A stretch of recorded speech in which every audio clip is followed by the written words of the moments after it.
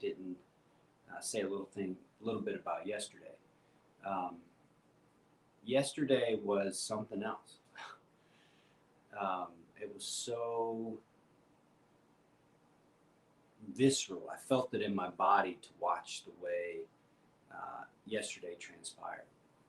Um, but as I kind of got through that and the day went on, it it really made me think about how the country isn't the buildings, the country isn't the flag, the country isn't the stuff.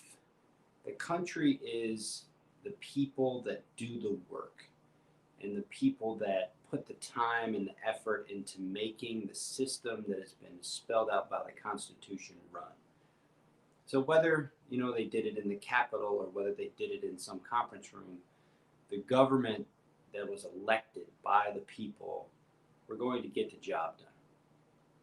And so that kind of that kind of made me feel a little bit different. I felt confident that the process that is our democracy, the ever evolving process that's always striving for a more perfect union, was going to continue.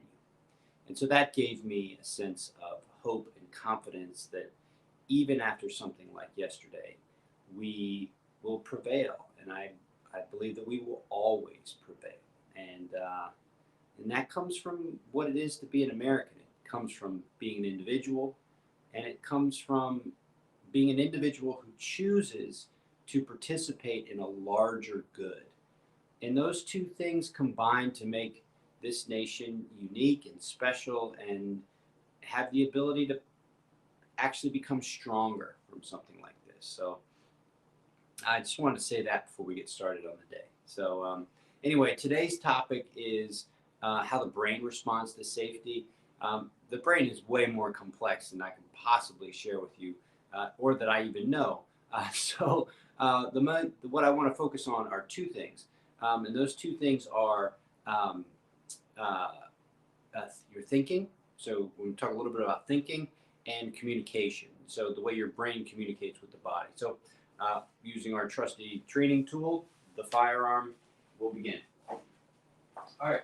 So by now you know that safety is the number one priority when interacting with firearms. If you don't get that out of the way, you can't do all the things with firearms to make firearms just really terrific and quite fun. So what do we do first? We never, of course, approach a weapon mindlessly. We approach it mindfully. The way you do that is you bring the weapon into your workstation, which is kind of like a beach ball right around your chest. You bring it into the workstation, you rack it, you take the magazine out, and you look into it. You look into the weapon, and you actually feel around. And using your senses, remember that's what we talked about day 2, using your senses, you ascertain fundamentally, categorically, beyond a shadow of a doubt, that this weapon is empty and it is completely 100% safe. Okay? There's nothing that this weapon can do now that can harm me other than if I dropped it on my toe. So, what that does for my body, right, is it creates an environment inside my system of what's called the parasympathetic side of the nervous system, where I am not on edge, right? I'm not kind of revved in any way, shape, or form. I'm settled, okay? Now, what does safety do for the brain? So for the brain, two things. Let's talk about two things. One is the brain in terms of thinking, right? So your brain has these different levels, and these different levels have come about from evolution. And those three levels are the old brain, which is back here. This is called the lizard brain or the survival brain. You've got the midbrain in here, which is called the limbic brain, or the part of the brain that really connects to the emotions. We shared down here the old brain with lizards and cold-blooded animals. It's our survival. This here, the limbic brain, the midbrain, this is emotions. We share this with other mammals.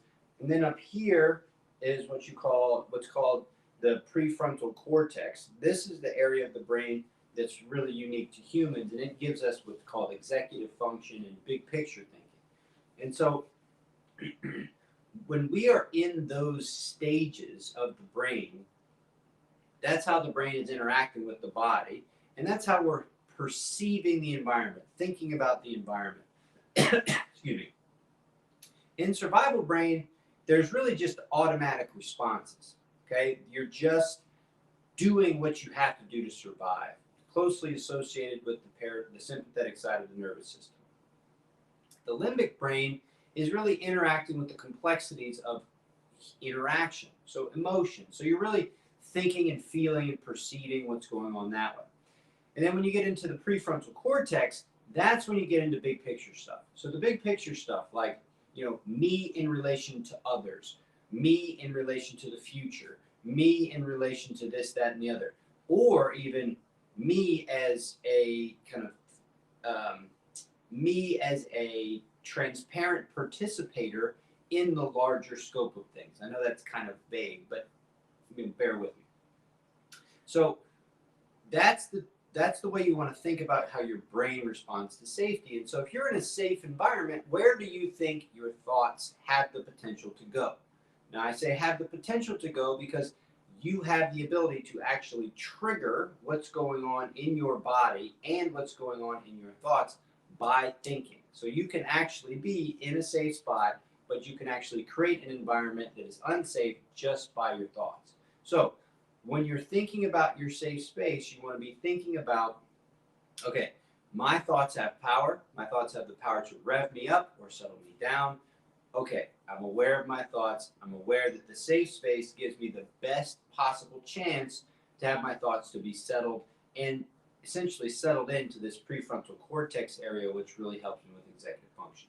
So that's one aspect of the brain I want to emphasize today.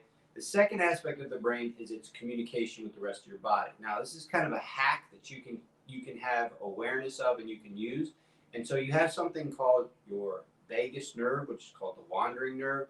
It goes up and down the center channels of your body. It connects from your brain all the way down into your organs and all the way up and into your face. There's actually 3 parts to the vagus nerve. I won't go into it into detail, but just know that it's a really complex and fascinating part of your anatomy, and you can actually use it to your advantage.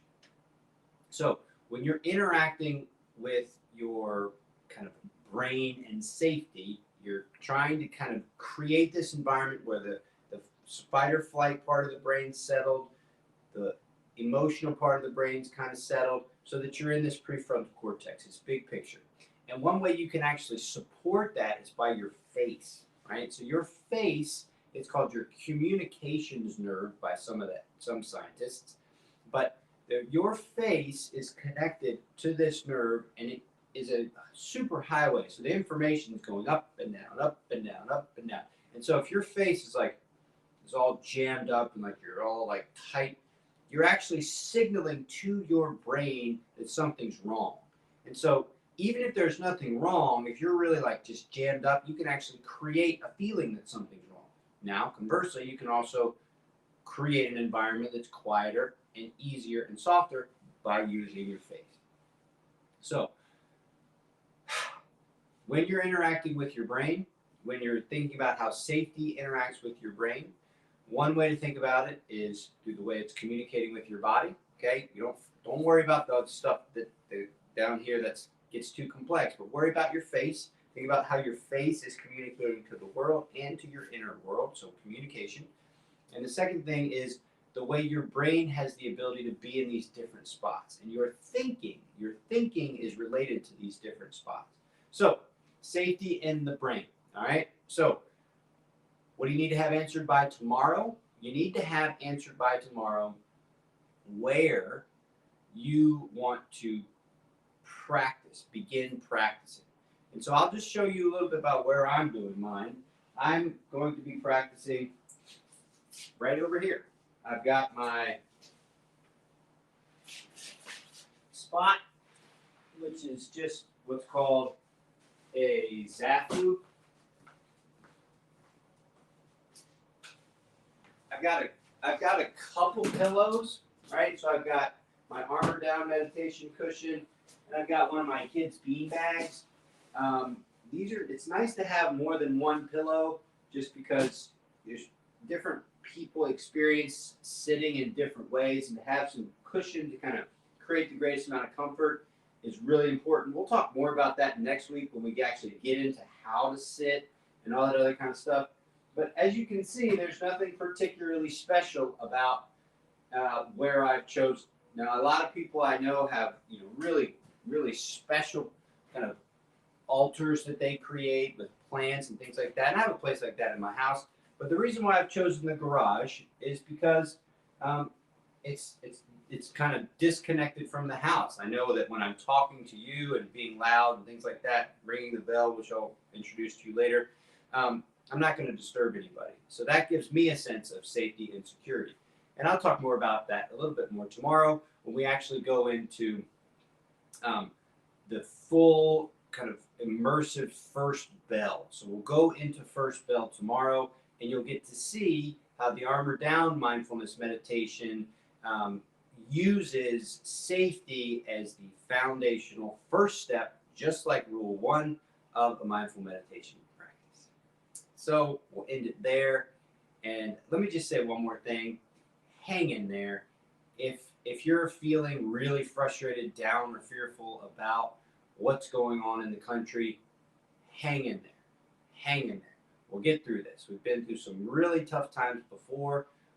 We're always going to see things that we never thought were possible, but because we are the country that we are, because we are Americans, because we have an understanding that we are unique individuals, but we are also a collective. We have a spirit, and that spirit has not been tarnished. It's probably been made stronger, and we'll get through this. So hang in there.